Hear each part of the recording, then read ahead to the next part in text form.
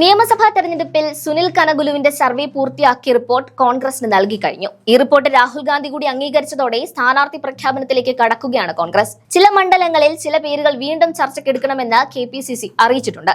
ആ സീറ്റുകളിൽ ഒഴിച്ച് ബാക്കി കോൺഗ്രസിന്റെ സിറ്റിംഗ് സീറ്റുകളിലടക്കമാണ് സ്ഥാനാർത്ഥി പ്രഖ്യാപനത്തിന് കോൺഗ്രസ് തയ്യാറെടുക്കുന്നത്. സിറ്റിംഗ് MLA-മാരിൽ ഏറിയ പങ്കും മികച്ച പ്രകടനമാണ് കാഴ്ചവെച്ചത്. എന്നാൽ ചില MLA-മാർക്ക് നേതൃത്വ ഗുണത്തിനപ്പുറം ഉയർന്നു നിൽക്കുന്ന വിവാദങ്ങളാണ് തിരിച്ചടിയായത്. അക്കാര്യത്തിൽ കനഗുലു തള്ളിയ MLA-മാരിൽ ഒരാളാണ് പെരുമ്പാവൂർ MLA എൽദോസ് കുന്നപ്പള്ളി. നമുക്കറിയാം, ഒരു കാലത്ത് CPM-ന്റെ ഉറച്ച കോട്ടയായിരുന്നു പെരുമ്പാവൂർ. പിന്നീട് അന്ന് എറണാകുളം ജില്ലാ പഞ്ചായത്ത് പ്രസിഡന്റായിരുന്ന എൽദോസ് കുന്നപ്പള്ളിയിലൂടെ കോൺഗ്രസ് കൈക്കലാക്കി. രണ്ടുവട്ടം എൽദോസ് വിജയം ആവർത്തിച്ചു. എന്നാൽ അതിനിർണായകമായ മറ്റൊരു തെരഞ്ഞെടുപ്പ് പടിവാതിൽക്കൽ എത്തി നിൽക്കുമ്പോൾ മുൻകാല മെറിറ്റിന്റെ പേരിൽ കണ്ണുമടച്ച സീറ്റ് നൽകരുതെന്ന മുന്നറിയിപ്പ് നൽകുകയാണ് കനഗുലു. ഈ സാഹചര്യത്തിലാണ് എൽദോസ് കുന്നപ്പള്ളിക്ക് മുന്നിലുള്ള സാധ്യതകൾ പാതിവഴിയിൽ അവസാനിച്ചത്. എന്തായാലും ചടുലമായ നീക്കങ്ങളുടെ കേരള രാഷ്ട്രീയം ഉറ്റുനോക്കുന്ന പെരുമ്പാവൂർ നിയോജക മണ്ഡലത്തിൽ ഇത്തവണ യുവരക്തത്തിന് കൈകൊടുക്കാൻ കോൺഗ്രസ് തയ്യാറെടുക്കുന്നതായി റിപ്പോർട്ടുകൾ പുറത്തുവരുന്നുണ്ട്. രാഷ്ട്രീയ ചർച്ചകളിൽ പ്രധാനമായും ഉയർന്നു കേൾക്കുന്ന പേര് അശ്വരാജ് പോൾ എന്ന യുവ നേതാവിന്റേതാണ്.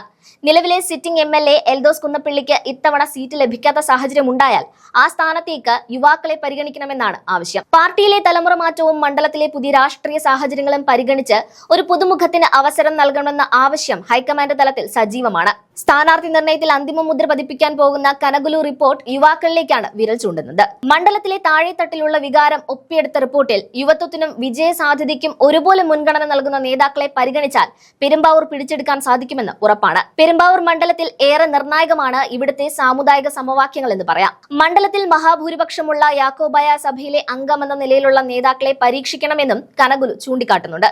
സഭയുടെ വിശ്വാസവും പിന്തുണയും ആർജിക്കാൻ എളുപ്പത്തിൽ സാധിക്കുന്നവർക്ക് നറുക്കു വീഴുമെന്ന് കാണാൻ സാധിക്കും. അതേസമയം ജോസഫ് വാഴക്കൻ എന്ന സീനിയർ നേതാവിനെ പരിഗണിക്കണമെന്ന ആവശ്യവും ഉയർന്നിട്ടുണ്ട്. എന്നാൽ എൽദോസ് കുന്നപ്പള്ളിയെ മാറ്റി നിർത്തിയാൽ പെരുമ്പാവൂർ CPM വീണ്ടും കൈപ്പിടിയിലാക്കുമെന്ന് ചില നേതാക്കന്മാർ മുന്നറിയിപ്പ് നൽകുന്നുണ്ട്. കഴിഞ്ഞ കാലത്ത് ചില വിവാദങ്ങൾ ഉണ്ടായത് മാറ്റി നിർത്തിയാൽ മികച്ച ജനകീയ അടിത്തറയുള്ള നേതാവാണ് എൽദോസ് എന്നും നേതാക്കളും അണികളും ഒരുപോലെ പറയുന്നുണ്ട്. കനഗുലു റിപ്പോർട്ട് തന്നെ അടിസ്ഥാനമാക്കിയിട്ടാണ് സ്ഥാനാർത്ഥി നിർണയം നടക്കുന്നതെങ്കിൽ എൽദോസ് കുന്നപ്പള്ളി ഔട്ടാകാനുള്ള സാധ്യതകളാണ് ഇപ്പോൾ കാണാൻ സാധിക്കുന്നത്. അതേസമയം CPM ഈ സീറ്റ് മാണി ഗ്രൂപ്പിന് കൈമാറാനുള്ള ചർച്ചകളിലാണ് മുഴുകി നിൽക്കുന്നത്. യാക്കോബായ സമുദായത്തിൽ നിന്നുള്ള ഒരു നേതാവിനെ മത്സരിപ്പിച്ച് സീറ്റ് പിടിച്ച് LDF-ൽ നിർത്താമെന്ന വാക്ക് ജോസ് കെ മാണി നൽകുന്നുണ്ട്.